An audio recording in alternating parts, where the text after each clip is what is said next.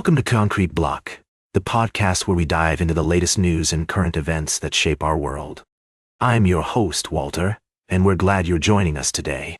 We're starting off with a story that's been making waves in the United States, as reports emerge of a government-wide effort to promote President Trump's accomplishments through various federal departments and agencies. According to sources, this initiative has led to a significant expenditure of taxpayer dollars, with estimates suggesting over $1 billion being spent on distributing MAGA propaganda. At the center of this story is an email sent out by the Social Security Administration, which has been criticized for containing misleading information about the recently passed Big Beautiful Bill.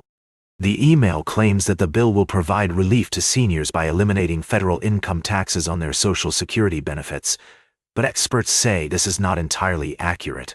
Kathleen Romick, a senior policy analyst at the Center on Budget and Policy Priorities, has pointed out that the bill does not repeal taxation of Social Security benefits, and that the so-called senior deduction has nothing to do with getting Social Security. She also notes that most beneficiaries are not affected by the bill. The use of taxpayer dollars to promote the president's agenda has raised concerns among some lawmakers and advocacy groups.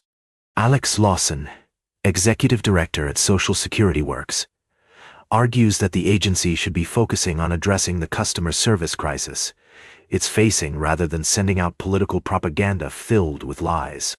It's worth noting that the Trump administration has a history of using various tactics to promote its accomplishments, including printing the president's name on COVID-19 stimulus checks during his first term. However, critics argue that this latest effort goes too far and amounts to an abuse of taxpayer funds. As we continue to follow this story, it's essential to consider multiple perspectives and evaluate the facts objectively. We'll be keeping a close eye on developments and providing updates as more information becomes available. We'll be right back with more of today's top news on Concrete Block. Welcome back to Concrete Block. We're halfway through our show, and we've got a story that's making waves in the world of immigration policy. Today, we're looking at a recent development in the Trump administration's efforts to send immigrants to so-called third countries. For those who might not be familiar with this term, third country removals refer to the practice of deporting individuals to countries where they have no ties, rather than their country of origin. This has raised concerns about the potential for human rights abuses and the lack of due process for those being deported. According to reports, a federal judge in Massachusetts recently declined to halt the deportation of 8 men to South Sudan, a country plagued by violence and instability. The men had been convicted of felonies and served their sentences, but the Trump administration argued that they could be removed to South Sudan without providing them with an opportunity to object on grounds that they may face torture there.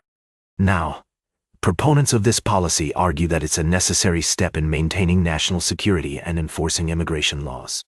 They claim that by sending immigrants to third countries, the U.S. can deter future migration and reduce the burden on its own resources. On the other hand, critics argue that this approach is inhumane and violates international law. They point out that South Sudan is a country with a notorious human rights record, where people are often subjected to torture, rape, and other forms of violence.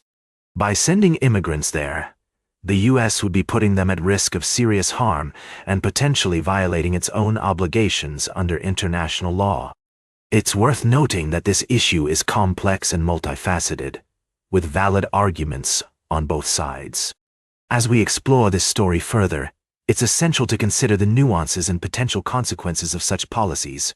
In a video hearing in federal court, Judge Randolph Moss expressed concerns about the wide latitude the Trump administration claimed to punish individuals through deportation to whatever country it wishes.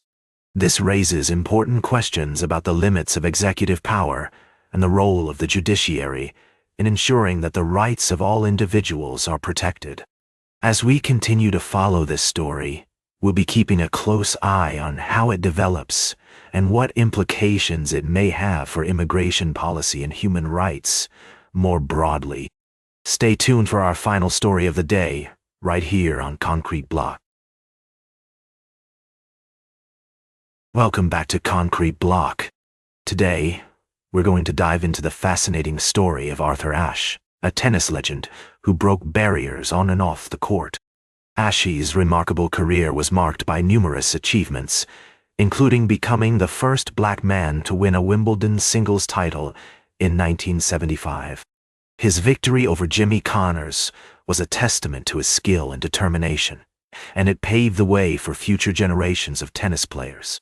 But Ashe's impact went far beyond his impressive athletic career. He was a vocal advocate for social justice and civil rights, using his platform to speak out against racism and inequality. After being diagnosed with HIV in the 1980s, Ashe became an outspoken advocate for AIDS awareness and education, working tirelessly to reduce stigma and promote understanding. Ashe's legacy extends beyond his own accomplishments as well. He inspired countless young athletes and social activists, showing them that they too could make a difference in the world. Today, the Arthur Ashe Stadium, the main court for the U.S. Open, stands as a testament to his enduring impact on the sport of tennis. It's worth noting that Ashe's story is not without its challenges and controversies.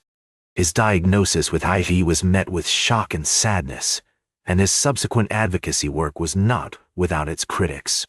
However, through it all, Ashe remained committed to his values and his mission, using his platform to make a positive difference in the world. As we reflect on Arthur Ashe's remarkable life and legacy, we're reminded of the power of sports to bring people together and transcend boundaries. We're also reminded of the importance of advocacy and activism, and the need for continued efforts to promote social justice and equality. That's all for today's Concrete Block. Remember to like, share, and subscribe. And until next time, stay informed.